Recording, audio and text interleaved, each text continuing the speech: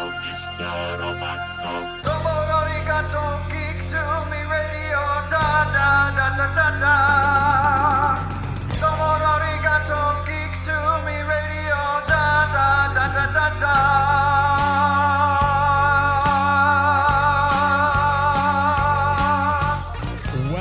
Welcome, geeks and nerds, girls and boys, to a brand new episode of Geek to Me Radio. Tonight, we're talking movies. We've got my executive producer, Joey V, and special guest, Janelle Breimer, in to talk about what we liked in 2024, what we thought we would like way back when we first did this, and the general state of movies overall. Plus, I've got pairs of tickets to go see Nosferatu. All that and more. Stand by. We're talking TV, comics and movies, and video games. And if you don't know Star Trek from Star Wars, we'll try to explain. There are 12 doctors, 4 Hogwarts houses, 1 ring rules them all.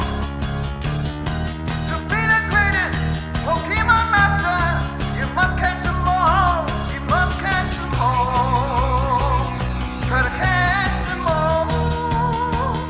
Gotta catch them all. Gotta catch them all. The greater St. Louis area tonight, listening to us on the big 550 KTRS. Hello to all of you. Thank you very much for tuning in. If you are streaming us on YouTube and Facebook, hello to you out there on the interwebs. And of course, if you're hearing us after the fact in the podcast form on whatever platform you do listen to your podcast, we appreciate you finding us there. Hopefully you subscribed and left us a 5-star review. That always makes us very happy. It helps us out overall. And we're doing very well on YouTube lately. Our numbers keep going up there. So if you've subscribed on YouTube recently, we deeply appreciate that.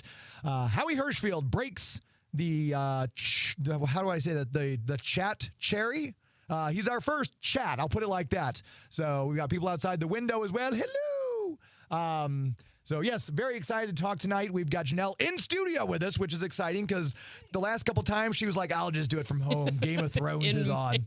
Well, yeah, I am missing the Dune Prophecy finale tonight. So even better than thank you for... You're welcome. But don't you find that anticipation? Because there are streams or series that drop all at once on Netflix now, and I'm like, I'm going to space it out. Plus, I wouldn't miss this. I mean, this is an honor. Thanks for having me in here. And, of course, Joey V joining us because Joey V likes nothing more than talking movies. And he's got a whole plan of attack. He had all this stuff laid out. We'll talk about this and this. If we had a 2-hour show, maybe. But I'm a little intimidated by your list, Joey. And this is the other male voice on the line. See if they can tell them apart. I'm up here. Ha! I'm down here. James is down there. There we go. Here, yeah. So, yes, but we're going to talk movies. We went through, I just literally, full disclosure, 40 minutes before the show started, I went back and listened to the episode where we talked about our movies. Boy, yeah. So I was able to kind of remember. Do you know, right off the top of your head, we'll start with our special guest in studio, did any of the movies from your original list make your cut for what you really enjoyed most in 2024? You know, I don't know if I remember anything. I know that a few of the ones that I was anticipating didn't even make it to the screen this year. We lost a couple. Yeah. I've got your list, and he does too. Right. Let me know if you need any reminders. I think I remember I was excited for Ballerina, Mickey 17. Didn't come out. Yeah, and they're supposed to be out now next year. Yeah. It's a little concerning, but I mean... You had Dune Part 2. Okay, well Bike Riders. Oh, yeah. Monkey Man. Were those any of those in your top? The two of Dune 2 and Monkey Man did make my list, yes. Absolutely. So they did make your list. Yes. And then she just spit out a whole bunch at once. She tripled down on Nosferatu, Wicked, and A Quiet Place Day One also. Okay. Did you see? I didn't see Wicked. Did you? Okay. Because I didn't go to the screening. Yeah. Because it was a Sunday. And it's like, it's a 3-hour movie. Yeah. I have to come straight here. I'm like, I'm not going to be able to make it. There's no way. It was football. It's football, too. So that was another one where, I mean, it's killing me here. It was a big anti-James screening, I remember. Like, they set that up specifically. Like, this guy is married to a theater lady who's just going to rip this apart. We don't want this getting out there if it's bad. I think Sean and Matt and all the guys at Allied were like, James works on Sunday, doesn't he? Schedule the screening for Sunday. So listen, I wish it would have been like that. That'd been great. But yeah, so did you end up was I know Wicked? It's the Oppenheimer or Barbenheimer effect with Wicked and Gladiator. I don't think it had quite the effect of Barbenheimer. No, not anywhere near. Especially because I think it was a clear winner, Wicked over Gladiator. So Yeah, so I don't think it had the hype of, that last year, but it did make my list. Like, it was tough, especially when I was making like my top list. I have like 25 that were like, I enjoyed those movies. And then I was like, ooh, I need to probably pare this down, but it's tough. Yeah. It's tough. Yeah. Joey got me on Letterboxd because he's been going on since he and I have known each other. He's like, you need to get on Letterboxd. Are you on Letterboxd yet? You should see the reviews. I know. We're friends on Letterboxd. Letterboxd boys. I finally got on there. He just verbally abused me to the point where I'm like, fine, right now. I said, all I want for Christmas is for me to know the night after that you were watching something. I can picture it with you and your wife and see your review. He pretend like he's sitting right there with you. Yeah. So it's brought me and my families closer, just knowing what they're watching and that they're thinking about movies and I'm thinking about them. I've always wanted there to be a Letterboxd my whole life. Before that, it was IMDb comment sections, and I would check my inbox all the time, see what the latest thing on 15 Minutes. That was the Robert De Niro movie. I had a big bunch of trivia on that, and whenever people left comments, it was like Christmas morning. I loved it. So this is taking that place, and I'm glad James is with us. I'm on it now. One of us. BK on the air from Cartersville, Georgia is saying hello. Thank you, BK, for tuning in tonight. So what did kick off? We'll go ahead and start with our favorites of 2024. I know we've still got a few movies coming out, but I'll ask you both, in the movies that we still have coming out in the remaining couple of weeks here, do you think there'll be any surprises that I should have added that to my list, or you think your list is pretty much set regardless? I think my list is set regardless, especially since we pretty much have seen the movies that are going to come out Christmas Day. Yeah, I think my movies are set. Okay, Joey, any surprises? Well, the biggest movie is also the longest movie, which is The Brutalist. This thing is 3.5 hours long and has a 15-minute intermission. It's got Adrian Brody as an architect. I think it's post-World War II, and he's coming to America to do some architecting. And that is the one that every film critic that I know is just fawning over. And I would love to see it. There was a special screening in, I think, 35-millimeter print at the High Point, and I missed out on that. And so I can't wait to see that one. And then, of course, the one that I don't know why it's getting pushed back to January, maybe to tie in with the Oscars, September 5. That's about the Munich Olympics, but it's told from ABC Sports' point of view and how they covered it. And that one is one of those right in the pocket for me biopics that's like newspaper coverage movies, like Spotlight or something. I've always loved those type of movies, getting to the meat of the story. So September 5 and The Brutalist are two that I can't wait to see when I get the chance. Okay. Yeah, I did see, for some reason, Facebook has been popping up movie things. I'm not sure if it's because I joined Letterboxd and everything's interconnected and it probably heard me say something, but I got this thing. It said The Brutalist. I'm like, what is this? And I watched the whole preview. It does look pretty good. I like period pieces, so I think it's, but I'm not like, I can't wait to see this, especially now that I know it's 3-something hours long. 3.5 hours long. Shoot me already. Ooh, that's rough. Yeah. You can just yell pause to the projectionist, and that usually works out. Okay, well, knowing that, especially at the High Point. You try that. You come back and let us know how that goes. I saw the Bob Dylan movie, and I was like, all right, when this guy starts singing, I'm going on a pee break. I've got 2 scheduled in my mind. I know the lyrics to these songs. It'll be fine. And then the toilets are on the other side of the wall, so if I put my ear up against the wall while I'm urinating, I can usually pick up the sounds like I'm a widtop. I've been like those very clean, brand new movie theaters. I'm not putting my ear or any other appendage on the walls near the urinals. I've got like a sixth sense for this stuff, like the Native Americans when they put their ears to the ground. Such a picture. That's our time, folks. Thank you for tuning in. We'll catch you next week. Yikes. Such a picture. Just blown in the wind. Yeah. That's okay. Well, that's certainly something. I will say that of the movies, there were a couple I was surprised by that I didn't think I'd like, that I really liked. Oh, yeah. And people who've kept up with me the past year and have listened to me do movies reviews. I cannot talk tonight. Movies reviews. There were some that were just horrible. And I'd have to say the worst movie I've seen all year, we'll start with this. The worst movie I've seen all year long was Drive Away Dolls. Absolutely horrible. That's how we ended the podcast. Do you know that? On the last one, was when it you were really? in, we did the our one 20, we did I'm in like, February. I'll see you at Drive Away Dolls. And then I left there feeling like, You had such optimism. Your whole life was ahead of you. Oh, yeah. It's so only 88 minutes. Well, how bad could it be? I know. I'm like, it's a quick movie. Wow, this will be cool. I'll have to tell you off air what they gave me for the. You told me. You told me the little prize or like promotional. The suitcase, a pocket prize. Yeah, yes. Exactly. We'll leave it at that. But was that? Did you enjoy that one? You're talking about the movie. Yeah. The movie, James. The movie is what I meant. Get her out of there. Clearly. No, it was weird. It was very much like if you took a Fargo episode and like made a movie out of it, which it just it was too long. Yeah. It was At just 88 too minutes. It was too long. Let me right. be clear. Exactly right. Yeah, exactly right. That just it wasn't. There was only one Coen brother, right? I mean, now we know for a fact. Right. They need to stick It's together. the other guy. Yeah, but it felt to me, and the best way I do is with analogies, like it felt like if two things joined. And this to me felt like it was almost Girl Interrupted meets Eight Heads in a Duffel Bag. And Okay. that's the best way I can describe this movie. Neither film, I was kind of like, eh. But when you put them together, ooh, it was awful. So Right. did you have a film that really stuck out to you as a stinker for 2024? A stinker. Ooh, they're actually besides like Madam Web. Well, Madam Webster, that's a viable option because a lot of people will join you in that. Yeah, I was kind of disappointed by Argyle. I think We did talk about that. We started the podcast off with our review. Yeah. Yeah, I was a little disappointed with that. I mean, obviously, I just think there was one too many sequels this year. I think Frozen Empire, I think, was kind of it wasn't as good as what it could have been. I think Godzilla and Kong kind of like, I guess because it's like, I do have like a soft spot in my heart for those. And it was just kind of, Like kaiju maybe movies? maybe we're just kind of getting to that. Saturation? Like, we've hit the peak and we're on our way down. So, yeah, I think I was actually surprised by more movies being good Oh, that's good. than I was by Kingdom of the Planet of the Apes.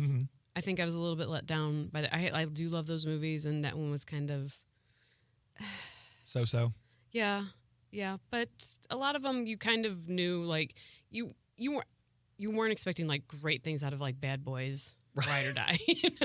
Yeah, if you were, I'm sorry for you.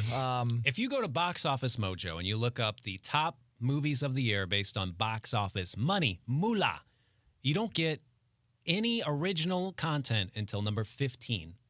That Wow. Blake Everything else Lively was a film, sequel. it ends with us. Everything else, I'm counting Wicked too, because that's a sequel to Wizard of Oz. Everything else, 1 through 14, is a sequel, prequel. Who gives a... Right. Like, I specifically look out for original films. That's why I love going to these screenings, because we usually Right. get them for more hidden gems. You know, Sure. these A24 films. I'm so excited for those. But like, number 1 movie of the year, Inside Out 2. And then Deadpool and Wolverine, Despicable Me 4, Moana 2, Dune Part 2, Godzilla Kong, Wicked, Kung Fu Panda, Venom 3, Beetlejuice 2, Really? Gladiator 2, Bad Boys 4, Kingdom of the Planet of the Apes, and then it ends with us. Not until number 15. Wow. Did you have a stinker for the one that you went and saw this year that was like, oh, that was just horrible?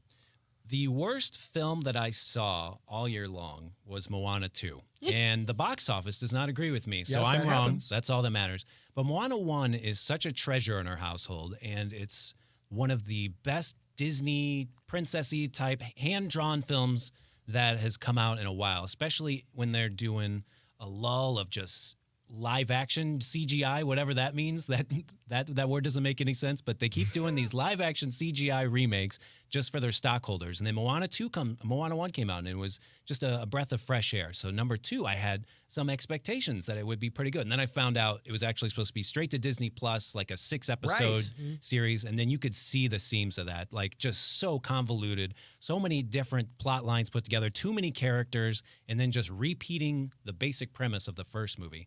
So I called it child abuse, if you remember, on the air, and James tried right. to kick me off when I said that. But if you took your child to see Moana 2, I dare you to ask them what it was about, and they will have no idea. And Lin-Manuel Miranda, the man who really made it happen with those songs, he was being paid to do Mufasa, so that was a terrible waste of his talents as well. So that's why all the songs are just awful in Moana 2 as well. I'm actually kind of surprised we didn't mention Joker.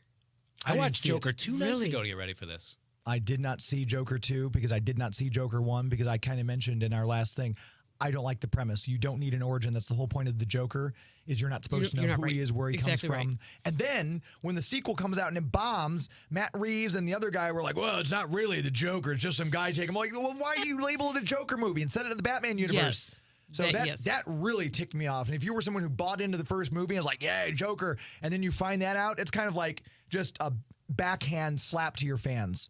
So that even made me, so it was even twice as glad that I was like, I didn't see either one. I didn't waste my time nor my money because what I hear from everyone, the sequel is just, It's just dull. It's just Yeah. poorly paced and kind of boring. It's a waste of talent. I was Yeah. fully on board with the musical premise. I didn't mind that. And then I had always heard that Lady Gaga doesn't sing much. She just talk whispers, but she was actually pretty good in it. Her singing was a focal point Yeah. of it. So I didn't mind it. And there were some big set pieces where things blew up and, Arkham catches on fire and I was into it. And then it just stretches on through this courtroom trial. The whole second half of the movie is in a courtroom and you go, oh, this has nothing to do with action or anything. And so it really let me down with the pacing mostly. Yeah. Beautifully shot, though. There's some amazing imagery that I could imagine the director sees this and it's perfect in his head, but he didn't really have a script. I said Matt Reeves. That was not Matt Reeves as the director. Matt Reeves did The Batman. Right. Not Matt, so I apologize. So I that's thought you were not- saying Matt Reeves liked it. And he's No. in strict competition the director with this who's guy. now, I can't, his name escapes me now, but Yeah, I can't think of Mr. it. Todd something. Who Todd cares? Todd Phillips. Mhm. That was it? Yeah. Hangover guy. Yeah. So anyway, that's He what knows we something ended about with our making bad stickers, so sequels. Mr. Hangover 3 came Yeah, in to make well, Joker 2. And There's we that. should have known what was happening. But real quick, we'll take a break here in a moment. Let's go ahead and kick off because I don't want to end it on a down note. Let's talk Sure. about our favorite movies that we liked for 2024.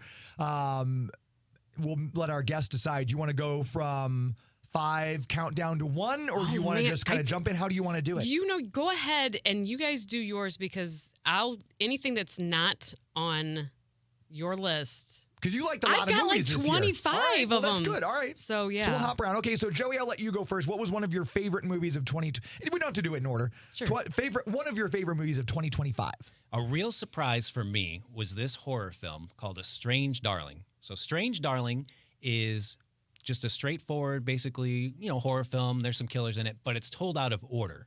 So it starts off with a lady running through a field covered in blood, and then it jumps back and forth in time. If you like Pulp Fiction, you'll understand this concept. And just the way the reveals came was beautiful, and the music, the way it tied in, and I just really want everyone to go and check out Strange Darling if you get a chance. Okay. I will say one of mine, I really enjoyed Monkey Man. Because I don't know if you guys remember. I was there. He was sitting next I to him. told you guys in was our grabbing last my leg. podcast, my goal for 2024 was not to see any previews. I was going to try to avoid them, turn them off on the internet when they popped up. So I went into 2024, I'd say 90% of the movies I saw with fresh eyes. Hadn't even seen a teaser trailer. And so I wasn't sure what to expect, and I loved it. I loved the premise. I loved the way it was shot. I loved the actors. I really dug it. It was just a good revenge type story, well told, very original, I thought. So it ticked a lot of boxes for me because that's one of my biggest beefs with Hollywood. It's a reboot, a reimagining, a reinvention, a sequel, or something that's been done before. Oh, this is just you're telling this movie again in a different setting. So I dug Monkey Man all the way around, and I think I said right out of the gate I gave that 4.5 stars out of 5. So You really said good that's movie. our next James Bond, Dev Patel. I would totally love him to be the Yeah, next. that's actually what I was like. If he made a case for himself in that movie, completely. Because there have been a couple people who they've kicked around now as the possible James Bonds. I'm like, I don't like Aaron Taylor Johnson for the role, and they just put out a new guy, Josh somebody. I was like, it's Oh, Tom the guy in Hiddleston. Challengers. Yes. Yes. I was like, oh, Prince he offered Charles the and crown, right? Yes. Yeah, that's why I kept thinking. I'm like, I've seen him recently, but no. Oh my gosh, no. Tom Hiddleston or Dev Patel. Those are your two choices right there for James Bond. So, one of Well, your favorites? I feel like part of me wants to stay away from like the Deadpool and Wolverine and Dune 2 because I feel like those are kind of givens, right? Like I Okay. feel like they should be. Okay. Oh man, to try to pick one from my list. Let's go with Civil War. Oh, I really did enjoy that, and I'm looking forward to his Warfare okay. next year. I believe that's next year that he's coming out Okay. with. So yeah, the Alex Garland. I think he's co-producing with the same or co-directing with the same guy. The guy who was a vet. He's Army vet, Navy vet. I'm going to solely get it wrong, and everybody's going to hate me. No, it's But- fine. I'm trying to think. Or who- he's just not a Vietnam, Iraq war vet, and I can't think what is Ramos something. Oh, Yes, that he okay. he's co-directing with. Yes, okay. Yeah. So I would say Civil War. I was surprised by how intense it was. I Mm-hmm. thought it was a great theater flick. I wish more people would have seen it in Mm-hmm. the theater. I think it was great that they stayed away from politics. It was very ambiguous and just great. I thought everything about it was really, really excellent. Okay. So, and that was one on Joey's list that he had most looked forward to. when That we did one this. totally held up for me because I'm a bit of a shutterbug myself. So I love that it took the photojournalist's point of view from this. So I was never bored by them trying to develop film in the war zone and, trying to get your shot no matter what, even if it conflicts with your morals. And Kiki, as I call her, Kirsten Dunst, she is someone I've loved forever. And Jesse Plemons is a lunky man, and he stole that movie in his scene. Oof, he was just like the worst sort of Nazi type of right-wing crazy lunatic guy, and his scene was incredible. Okay. So there you have it. There's the first salvo of our favorite movies of 2025. We're going to take a brief commercial break. We're going to come right back. We'll chat some more. And if you would like a pair of those tickets to go see Nosferatu, give me a call right now on the KTRS lines at 314-931-5877. That's 314-931-5877. and tell me your favorite vampire movie. That's all you have to do. It's like Celebrity Jeopardy. Just name a vampire movie. It doesn't even have to be your favorite. 314-931-5877. You're listening to Geek to Me Radio on the Big 550 KTRS. Please stand by. Video game system. Why are you talking like that? They always do. Then they say your parents have to hook it up to the TV. After that, you can start to pick up gold. Trouble is, the police are coming. So you have to keep both eyes on the game. Oh, brother. Do they say that too? Buddy. Intellivision Master Component from Mattel Electronics. Lock and Chase video game cartridge sold separately. Now what do I do? Okay, this is Advanced Dungeons and Dragons video game cartridge. You have to buy it separately to play on the Intellivision video game system. Mom and Dad have to hook it up to the TV. What next? We're trying to find a crown, but it's real easy to get lost. So don't be surprised if the dragon finds you first. Holy cats, you just killed the dragon. I'm sorry, I didn't mean it. Advanced Dungeons and Dragons video game cartridge and Intellivision Master Component from Mattel Electronics, each sold separately. Poor little pound puppies. They had no one to love them. Pound puppy, you were sad and lonely. Brought you home, now you're my one and only. Pound puppy, you're my one and only puppy love. Pound puppies are so cuddly soft, they feel real. Each sold separately. You can name them. Fetch, Coco. And for a few dollars more, send for a name tag, stickers, and owner's certificate. Pound puppy, you're my one and only puppy love. From Tonka. Spengler, this lab is spooky. Bankman, if ahead. It's full speed ahead. What night? .com. Hello, nurses. This is Wacko of the Animaniacs, and you're listening to Geek to Me Radio. And do you know why? Because you know what's Fabu. Animaniacs. We are back. Geek to Me Radio heard live here on the Big 550 every Sunday night, 9 o'clock Central. That's 10 o'clock Eastern, 7 p.m. Pacific for those of you listening on either coast. We cover the world of pop culture, and we wouldn't be able to do it without the help of our premier sponsor, the Greater St. Charles Convention and Visitors Bureau. You know them from the website, discoverstcharles.com. One more day, or if you're a Les Mis fan, one day more that you get to go out and visit all your friends out there at Christmas Traditions. They are doing Christmas Eve from 11 a.m. till 2 p.m. So if you've not had a chance to get out there yet, boy, it was crowded this weekend. Everyone knew it was the last weekend. A lot of people came out, and it was fantastic to see all the faces. But if you want one more chance, if you didn't get to go see Santa Claus and give him your list, if you didn't get to leave La Bafana some Christmas cookies, if you didn't get to go tell Jack Frost, hey, you're doing a poor job because it has been unseasonably warm this winter, then you can get out there and see them in St. Charles. Go out and have fun, interact as we do the big Santa send-off on Christmas Eve, 11 o'clock till 2 o'clock. Details are on the website, discoverstcharles.com. It doesn't have to be Christmas to go out and visit St. Charles. There's always something fun out there, whether you want some macarons from Sugar and Slice Bakery, whether you want to get some barbecue with Salt and Smoke, or maybe the food thing is not you. Maybe you're a history buff. Maybe you want to go out and check out the plaques, the old buildings dating back to 1790 in the South Main district, or up to 1850 something in the North Main. If you're curious about any of this, take one of their Hit the Bricks tours. I think those kick off again in March, I believe. You can go and have a guide take you up and down North and South Main Street and really dig into the history of the place. It's a lot of fun. And if you're still wanting that last minute Christmas gift for that special someone, check out the shops all up and down North and South Main, be it Chuck and Lou or Joy's on Main, or one of these great shops with a lot of unusual gift items that you're not going to find at the mall and the big box store. So check them out. Whether you're near, whether you're far, wherever you are, plan your trip at the website first, discoverstcharles.com. That's discoverstcharles.com. As we always say, it's an historically good time. We're talking movies. Our favorite movies of 2024. We've got Janelle Breimer and Joey V joining me to break this down very quickly. If I'm not putting you on the spot, I want to bring Pete in because Pete saw Wicked. And I know, Pete, I'm curious, as a kind of a regular, Pete's been running outdoors, Dan, while I'm gone. What did you think of Wicked? I didn't know what to expect going in. Actually, the first teaser trailer that I saw, I didn't think it looked very good. My daughter and I just love the musical. We're theater people, and we're really looking forward to the movie coming out. We didn't think the first trailer looked very good. And then we saw the second trailer, and we thought, okay, I could maybe see this being good. So it's 2 hours and 40 minutes, which is, I think, just as long as the stage production is. And it was just the first half. They're coming out with the second half. So it took the elements of the musical, and it basically just expanded on.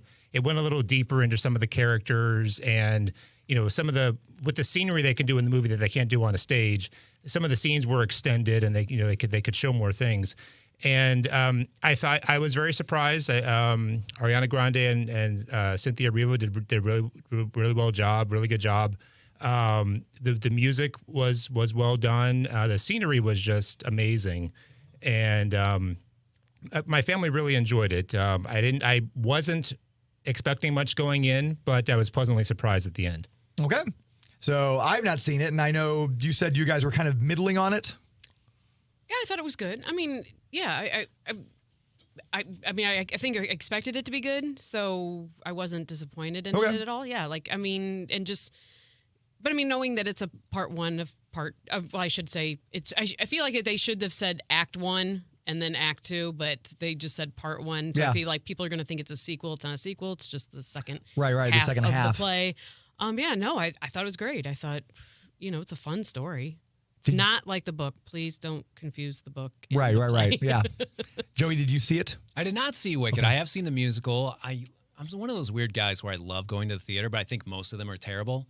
I just love seeing what they do with the stage, and the orchestra is incredible, and it's all happening live. But once you see Hamilton, you realize, no one else is really trying at this thing. Just people singing their emotions. But when you see a good one, then it really gets you in the feels. And so I don't remember much about Wicked except the best song is at halftime. Right. And so Defying Gravity comes on. You're like, oh, that was great. And then you have another hour and a half to sit through. And that's what they planned with this movie is the second half is going to come with all the worst songs. And for some reason, they didn't think to write an original song for this first one. So they're not even going to get an Oscar off of that. Oh, gosh, yeah. Easy layup of just make a new song for Wicked and we'll nominate you for you silly gooses. But November 21st is when the second one comes out. So you guys have a little bit to wait till about Thanksgiving. Okay. All right. I don't know if I'll see it or not. Shannon Musler is in the chats. Hello to you, Shannon. Stephanie Marie McConaughey Holman is in the chats as well. Hello, Stephanie. Thank you very much for tuning in. Where did we leave off? We all did one movie, right? Mm-hmm. So Janelle, what's another movie? Okay, well, I'm going to combine three kind of horror-ish movies. Okay, because again, my list is so big that I just now started grouping them into. Right. So I'm going to go with Late Night with the Devil, Long Legs, and The Substance. Okay. So kind of all throwing them all together because it's really hard for me to pick between those. They're all so wonderfully weird, dark, each in their own right. Just how, like Late Night with the Devil, the production for it to be like an old 70s, 80s late night talk show, they do a great job, I think, with it. I think, the story in the end might end a little hokey, but I think production, I just thought it was great. And same with Long Legs, Nicolas Cage, hard to beat, in that. And then cuckoo. And The Substance, if you haven't seen it, I couldn't even explain it to you. It's so wonderfully weird and so grotesque at the same time. Okay. Late Night with the Devil, friend of the show, David Dastmalchian. Yes. He's now a certified A-list star. Yeah. Because of that. I mean, We won't be getting him on the show anymore. No. He's no longer a friend of the show, David Dastmalchian. He's been on 3 times, but after now, he's like, Right. dude, look, I got, But no, he's fantastic. He's such a good performer. Oh. Everything I've seen him in since going back to The Dark Knight Returns. He was the goon who shot at Batman from the window. He's just so good. Yes. So I'm very impressed. I'm glad to see his success. So that's great, him taking off like that. Joey V. Well, my number 1 film of the year is The Substance, so I may as well excellent. just pile on that All right. because Good. I find myself always wanting more gore in every movie that I see, no matter what it is. It's like Moana 2, not enough gore. Get out of here. That was a And big complaint. Same thing with Long Legs. There wasn't enough gore. There was some mystical stuff, but oh man, Substance goes for it. And I had just recently watched A Few Good Men for the first time, and it just showed me that Demi Moore was one of our great actresses that we just did not appreciate in the moment. And it's great to see her coming back after these years to be the star of a film, and she's so amazing in this. And obviously It's a little heavy-handed, like, oh, it's all about women who, once they reach a certain age, they get kicked out of Hollywood. But the way they shoot everything is so artistic, so beautiful. The music, the handing off between the 2 actresses, the rules that are like Gremlins rules. I was fascinated by the whole thing. And then, of course, the final 20 minutes is just a gore fest that everyone in the theater, you just look around to see who are your people, and some people aren't smiling, and those aren't my people. I was smiling so big at the end of The Substance. I'm going to be just shameless here and go ahead and say Deadpool and Wolverine. Okay. All right. I love this movie. This is, I think, something that everyone was looking forward to. This was one of the movies that I had on my original list of ones I was very hotly anticipating for the year, and it did not disappoint. I think it deserved every box office record that it completely shattered. It was number 2. Well done. Yes. Worldwide box office. Yeah. 1.3 billion. Deservedly so. I went back, and I think of all the movies that I saw this year, that's the only one I went back to the theater to see again. Interesting. And that hasn't happened since Top Gun Maverick came out, because I immediately was like, I'm going to go back and see that one again. Just as I'm sure you both know, there's so many movies, so much content that we have to consume for what we do. Very rarely do we get that luxury of, I'm going to go see this again, or I'm going to put this DVD in this movie I haven't watched in forever. Rarely. So, I mean, there's all sorts of stuff on streaming, there's TV series and everything like that. So the fact that I did take the time to go back and watch it again, I think that speaks volumes. I think if Disney wants to pull themselves out of the mire they have finally found themselves in as far as the MCU, they need to get Hugh Jackman, like Ryan Reynolds said, you're going to be doing it until you're 90. So that's what they need to do is lock those 2 in right now, bring them into the MCU, and we'll see how it goes. Yeah, we got Fantastic Four to look forward to in July of 2025, and that's the one I think we really need to work the most. Obviously, it's cool to have Captain America back and whatever Thunderbolts is. You're a nerd, so but I think Fantastic Four is the one that we're all waiting for. Yeah, I'm hoping it does. I'm actually I'm looking forward to Thunderbolts probably a little bit more because I feel like what Thunderbolts does will impact Fantastic Four, because I think the Marvel is struggling right now, and it might be if one of either Captain America or Thunderbolts doesn't do good, it's really it might pull at. They might just be it might be fatigue. People just might be like, you can't do it. You can't get out of your way. I'm hoping. I'm not saying it is. I'm just saying I'm hoping. I'm hoping that it doesn't suffer. Not to go down a huge rabbit hole here, but I don't know that Captain America is going to do well because they're on their 4th round of reshoots already. Right. Make them more red. The Hulk's not red enough. I know. It was supposed to come out how long ago, and they kept pushing it back and pushed it. I think they pushed it back 3 times now, if I'm not mistaken, because it was supposed to be out in July of 2025 or 2024, if I remember correctly. These are all the movies that are leading up to Doomsday for Right. Which, again, that we've talked about that on air. I'm not a fan of the Robert Downey Jr. casting as Dr. Doom. Nope. I'm not a fan. The problem with Harrison Ford, he's been shrinking too much lately, and we need him to get bigger. That's true. For this Hulk role. I see what you did there. But to the Fantastic Four's point, I'm not a fan of Pedro Pascal as Mr. Fantastic.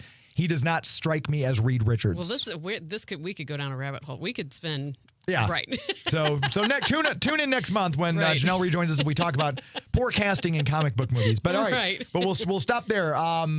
Let's go ahead and do another round. So do you have another one on your list that you really enjoyed? I actually grouped another 3 together for kind of kids-ish animation movies, and I've got Sonic 3, The Wild Robot, and Transformers 1. Okay. Yeah, I actually quite enjoyed all 3 of those. Really? Yes, I did. I was not expecting to like Sonic 3 at all. Huh. And it is like coming out with like a 98% audience score on Rotten Tomatoes. Right, and like an 87 or 80%, 87 or 89% on for critic review. I mean, it's blowing Mufasa. It's blowing Mufasa away as far as critics. Yeah. Okay. So I was surprised, but I quite enjoyed it. Yeah. Of the 3, that was your favorite of those 3? Transformers 1? Transformers 1, the Wild Robot, I think is far. I mean, it's way ahead as far as that's just it's a perfect movie. I think that's going to get nominated for Best Animated. It's going to win, I think. It needs to. Wild Robot. It's everything. It hits all the marks. Yeah. Wow. All right. Joey V? It's not my Sonic. That's all I got to say. If it's not voiced by Urkel, I really don't care who your Sonic is. Understood. Jaleel White is the only voice I hear in my head. Oh, yes. Oh, you wanted to know my next favorite please. film. Let me give you another one right here, hot off the presses. I loved Sing Sing. I don't know what's up with the distribution method of A24 with this movie. I got a critic screening. They put it out for a week, and then eventually they just took it away. But Sing Sing, based on real events up in this prison, they have a theater program, and it heals the inmates. Anything to get out of those jumpsuits. They'll do anything just to put on a different outfit for that day. So Sing Sing has got our amazing friend, Coleman Domingo. I call him a friend. I don't know why, but I love Coleman Domingo. I do too. And it's got real prisoners that have gone through this program. You could say non-actors, but they went through this program. So they obviously know how to act now because they were in the theater program in prison. And just seeing these real-life prisoners come to life in this movie was amazing. It's one of the 2 films that I cried at this year. And so I can't recommend Sing Sing enough. I think once it gets more heat build up with the Oscars and stuff, because the Oscars aren't until March. They don't start voting until January. So I think Sing Sing will get more going for it, and then they'll re-release it as the plan. Is that late for the Oscars? Is this because Thanksgiving was so late? Because I feel like everything's getting pushed back now. I think it was like March last year. Also. Was it? They used to Okay. be closer earlier in February. They're always the last to go. We'll see. Shannon Musler in the chats again says, I want to see The Wild Robot. People apparently liked it. Yeah, I didn't see that one, but I know Max on Movies had a nice review for it. Max enjoyed it too. So they gave little camping cups out to the cool critics too. So see? that's how I knew I liked it, because I was paid off. That's right. But the cups weren't the favorite thing Janelle got from the movie. A big end. Enough about drive-away dolls. We're going to take another quick commercial break. We're going to come back in just one moment with more favorite movies of 2025. You're listening to Geek to Me Radio on the Big 550 KTRS. Please stand by. It's air sickness! Run for it! Hey, mister, how about a lift? This wicked rhyme! The real Ghostbusters, each sold separately. The Legoland gas station. You build it for action. You can raise a car up on the lift and check the underside, or fill her up, close the hood, and pretend to take a ride. What can you do with the Public Works Center? You can build a crane and watch it drop some bricks into a bin, or lift the door, roll out the truck, and let the bricks fall in. The action's up to you.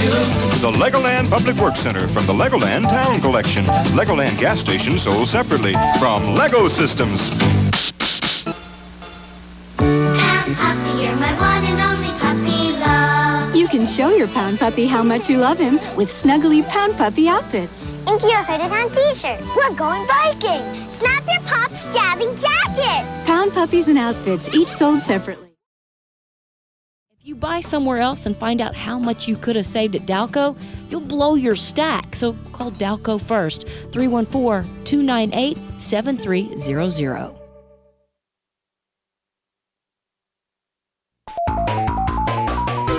Hey, this is Roger Craig Smith, and you lucky person, you are listening to Geek to Me Radio, and is this like a mail order geek service of some sort? Do you send geeks to me, like via mail?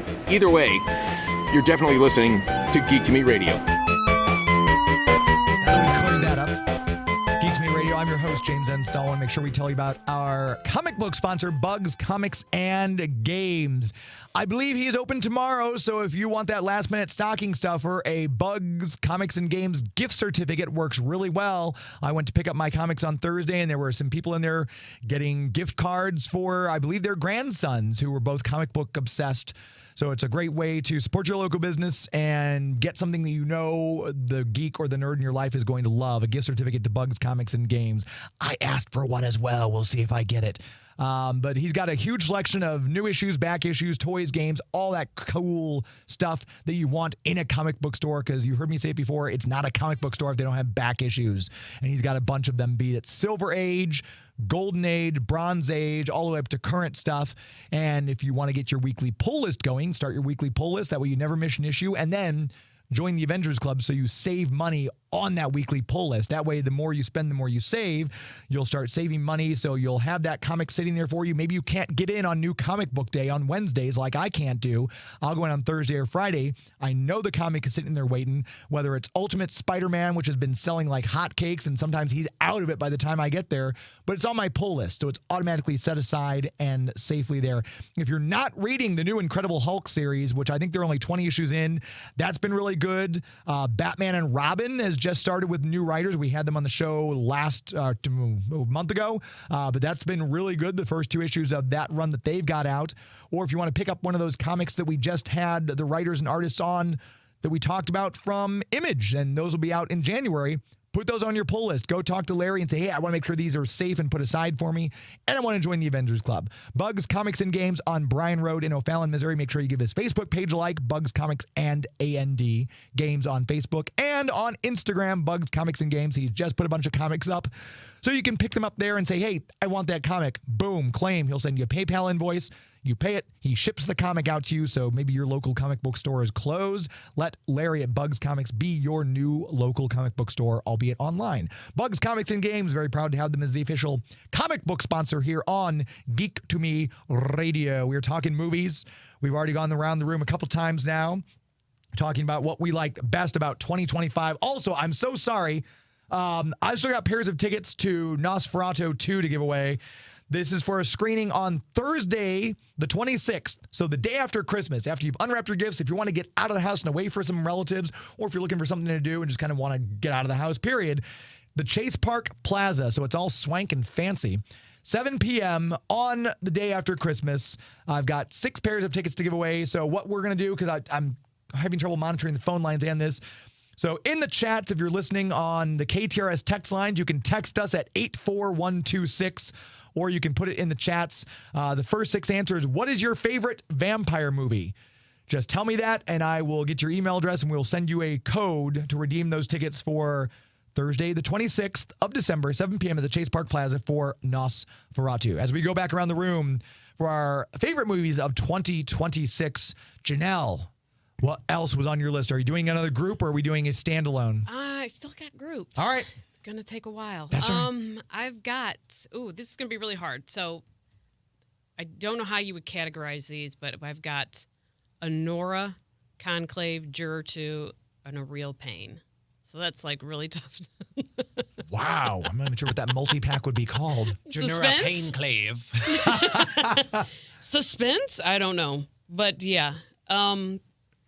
Didn't get to see Juror 2 until it just came out on HBO here Friday. So really enjoyed the premise of that. Thought that was... That's Nicholas Hoult. Yeah, he's been hot having a great right now, year. right? And going to even have an even better one next year, it looks like. So Lex Luthor, you mean? Yes. Lex Luthor. Man's never been Lex so... Luthor. Never been more bald in his entire life. Yeah. Well, Bourne maybe. Who's man? When he was born, maybe. But other than that, maybe we don't know. No, I think Conclave was great. It's a great movie. We're getting to the point where you hate to be like really. You don't want to say like, well, these guys are at the end of their lives, but I mean, Ray Fiennes, John Lithgow, Isabella Rossellini, Stanley Tucci, they are older actors, and it's going to be rare that you get that kind of grouping together in a movie that's so good. All right. You just have to appreciate it when you get ensembles like that. Absolutely. So yeah. Okay. Yeah. All right. So that's another That's a whole batch bunch of of them. movies. Yes. Like a Keebler 4-pack or film. Joey V, what have you got for 2024 movies? Well, I'll heap on more praise on Anora since you brought it up, Janelle. I mean, it's such a fun movie that I didn't know was going to take this twist and turn of being almost like that Martin Scorsese movie. Is it Night Shift, where they're just running through New York? I mean, in the middle of it, it's just a hijinks, madcap comedy in the middle when I just thought it was going to be, a prostitute type lady falling in love with a Russian billionaire. But no, it's, a stripper who's got a heart of gold, kind of like Pretty Woman. And she meets this young, like 17, 18-year-old kid who is the son of an oligarch. And he just wants to wine and dine her. And then, hijinks ensue. And he just ends up disappearing out of nowhere. And they got to find him. And so I loved Nora. I love Sean Baker's films. It's cool to see him. He's like the front runner for the Oscars right now. It's weird because maybe this isn't the biggest, splashiest movie year. I think most people don't know about Anora, but it's kind of the front runner for the Oscars for Best Picture and has been for the past few months. So I've loved Sean Baker. He's always going into the seedy underbelly of prostitutes or transsexuals or porn stars and showing how he can humanize them. So he just did it again, and this time the whole world is noticing. Because I thought I was maybe one of the only people that loved Red Rocket. That was one of my favorite movies last year or a couple of years ago. And then Starlet, that was about porn stars. And Tangerine, that was about the transsexuals. So he always finds he keeps upping his level, I guess, on the amount of money that people make and how much money is involved. So I'm glad that Anora is getting some love, and I loved it as well. I feel like I didn't see nearly as many movies as the two of you did. As I'm looking over my letterbox thing, I'm like, yeah, I really didn't. Because Janelle's lifting out, well, these 4 were fantastic. And I'm like, I can't help it. I like no, that's just Deadpool, because I can't make a decision. I've got some stats on that. I've seen 65 movies from 2024, specifically that are in this year. And then I saw 146 movies since we last spoke back in February. And then I only got to see 32 movies in the theater because I took a little begging on James's part to get me involved in the critic screening. So I thank you so much, James, for getting me involved in that. It's changed my life and my girlfriend's life. She feels like she's a princess when she walks in. She usually gets there before me, and they're like, oh, yeah, we know who you are. Like, she saves my seat for me, and it's like she's press as well. Yeah, we do. We all let him know that she's already here. Yeah. It looks like from what I'm seeing here, I've only seen 22 movies this year. Ouch. Okay. So, yeah, but it just... Oh, I know. In the theater? In the theater. Yes, okay. Yeah. I've seen other ones, but it's I've a seen, respectable number. Because I've gone back and seen some older movies too. If they're streaming, I'm like, oh, I missed this one, so I'll go back and watch this. So I kind of mix it up. But of the ones I'm seeing, because I'm trying to stick to only the movies I saw that came out in 2024 that I saw in theater. And I know Shannon guessed it's in my top 5, and it whizzed. And I'm so sad it did not do better because it deserves to do better. Was Saturday Night.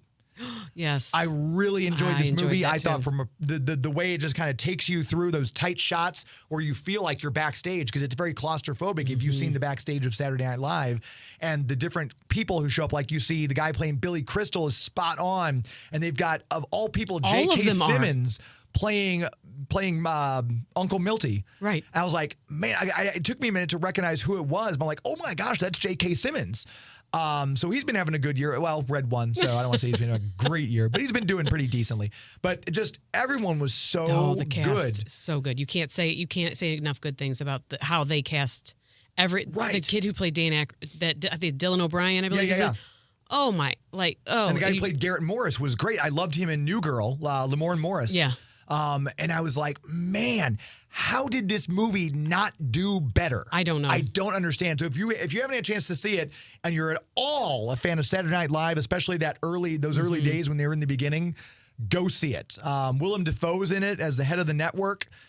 He's just a scary individual for what he plays, but just they cast the guy who did double duty playing both Jim Henson and Andy Kaufman. Thank you. Because I was like, I kept looking, I'm like, from is Succession. that the same dude? Yes, he's so good. But it took me like halfway through the movie, I'm like, oh, that is the Nicholas same guy Braun, playing both. Nicholas Braun, thank you.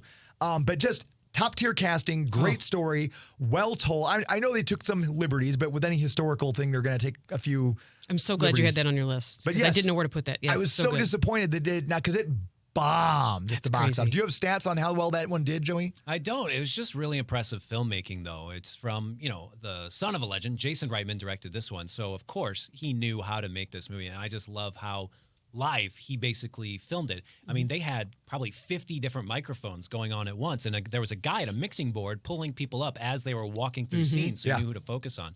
I listened to him talk about the filmmaking process on the Directors Guild podcast, and it's just amazing. So watch it just for the craft alone, even if you're not into Saturday Night And it Live. doesn't need to be seen on the big screen. No. That's a movie that you'll really enjoy at home if you got it on streaming. So, I was shocked that movie did not do better with the director, the writing, the producing, the casting. Absolutely, hands down, brilliant. I think that's easily one of my top 5 movies of 2025 or 2024, if I had to say. So, there's my 2 cents. Back over to you. I'm going to start the year and end the year, and we're going to go Dune 2 and Nosferatu. Okay. Yeah, so 2 wildly different movies. Yeah, very much so. But yeah, I Dune Ferratu, if we're grouping Dune them. Ferratu. You're right, exactly. I really, the thing that bothers me the most about the award season is I feel like they deal with recency bias a lot, and they really have. I cannot believe that he is not up for director. Really? I believe the Golden Globes. I believe Denny, is not up for a Golden Globe director for that. Wow. So I know that it's one of those like chicken or the egg kind of things. It's like, are the award-winning movies the ones that they release at the end of the year, or do they only remember the movies that they release at the end of the year, ergo they make the awards? Because the Hollywood Foreign Press is terribly old, so their memories might not be good. Then so. it explains it, because I don't see how. I think Dune 2 is only up for 2, is only nominated twice. Yeah, they're not even available for score now because they're saying it's just the same old score from the first movie, which is weird. Yeah, So I mean, I think people forgot about Dune 2. I wish they hadn't, but I think there's something to what you're saying, though, because I think that the movie came out in, I want to say, 2019 Split. Oh, yeah. He did a phenomenal job. James McAvoy should have gotten some kind of an award for Best Actor for what he did in Split.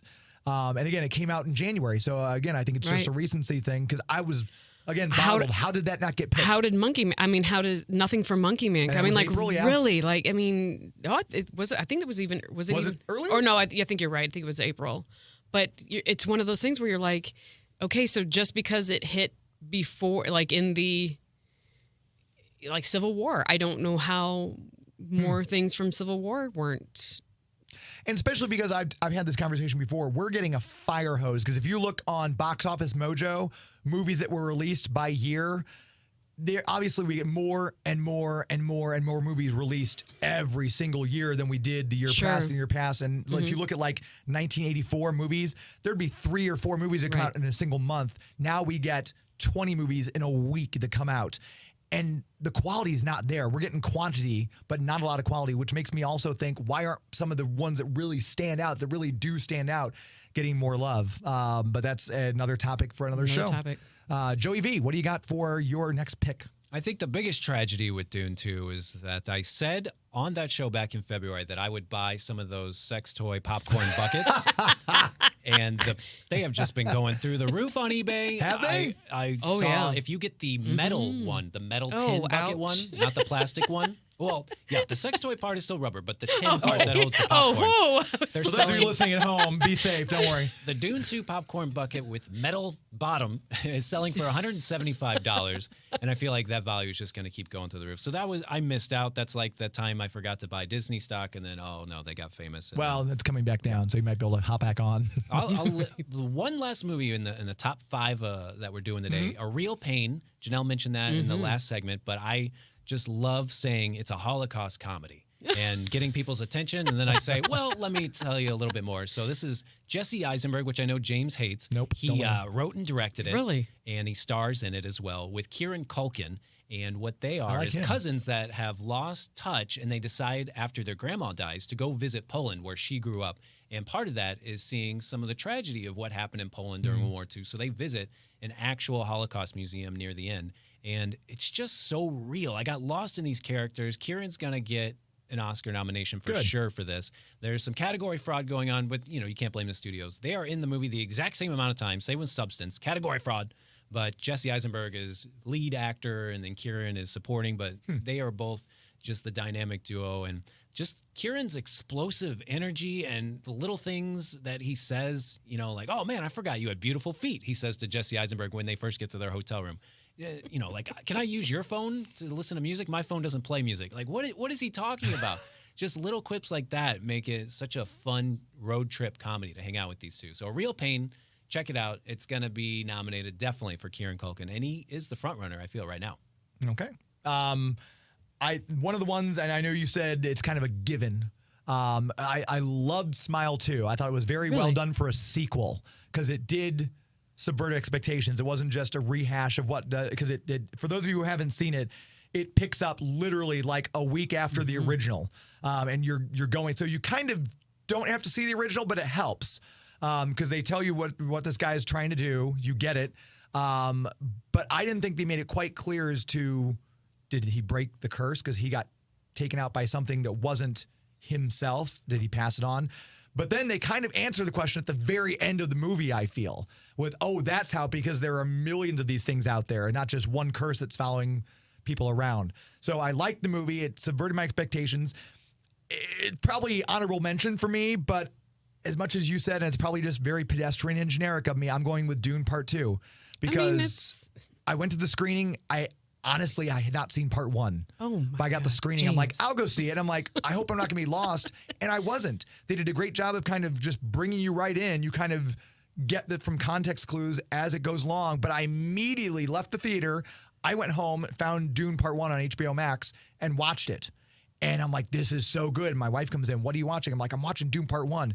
Oh, and she sat down, and she isn't usually, again, like the long movies we talked about. She's like, I'll sit down and watch it with you. It looks good. And then we went to the theater and saw Dune Part 2.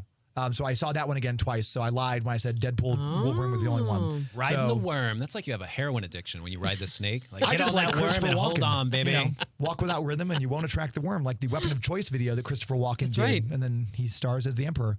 So yeah, those are my top ones. Do you have either another grouping, or do you want to give an honorable mention shout out to a movie, Janelle? Oh, some honorable mentions I think are like the Hitman. Hitman, and actually I enjoyed The Fall Guy. I did too. I really enjoyed it. I don't think, again, it was one of those that nobody went to go see, or not enough people went to go see, and I just feel like it really was a movie that I think more people would have enjoyed had they just given it a chance. It was fun. Yes, and it was a love letter to Hollywood stunt people. Yeah. From beginning to end. I mean, it was funny. I thought it was, but for some reason, people didn't see it. And I think Ryan Gosling is one of those actors who's really proven he can do a lot of different things. I loved him in Stay.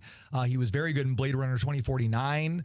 Even Drive, which was kind of a weird movie, but he was still very good in that part. So yeah, I enjoyed Fall Guy. Did you like Fall Guy, Joey? I can't remember. I did. It was a little too long, and I wasn't really into the Ted Lasso chick who's 7 feet tall. I know she was parodying some sort of producer that Tom Cruise is friends with, I think. And so I don't know if it was Kathleen Kennedy or something, but yeah, the lady was just always sucking on a Starbucks drink, and I didn't really love her. But the Fall Guy action was wonderful, just hanging around Australia. I think we should go. It's a beautiful place. More people should talk about that. Okay. And so the next broadcast we'll be doing live from Australia for those of you listening. KTRS, pay for that live remote. Right. We'll see how that goes. Or KMOX now. Speaking of KMOX, Janelle, where can people, as we wrap this up, where can people find you online, social medias? What are you doing now? I am still on pretty much all the socials. You can find me at Holy_L. It's HOLY_ELLE. You can also find me on TikTok before it gets banned at _HolyL, where I do my movie reviews. And right now I'm getting hammered for Mufasa. Mufasa.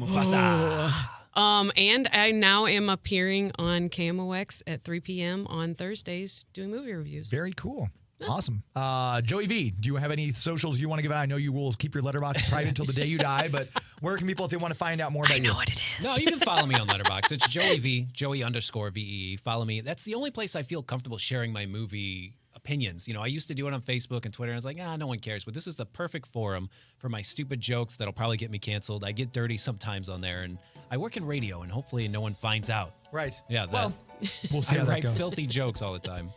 That's going to do it for us. Obviously, you can find me on social media at Geek to Me Radio on Twitter and Instagram.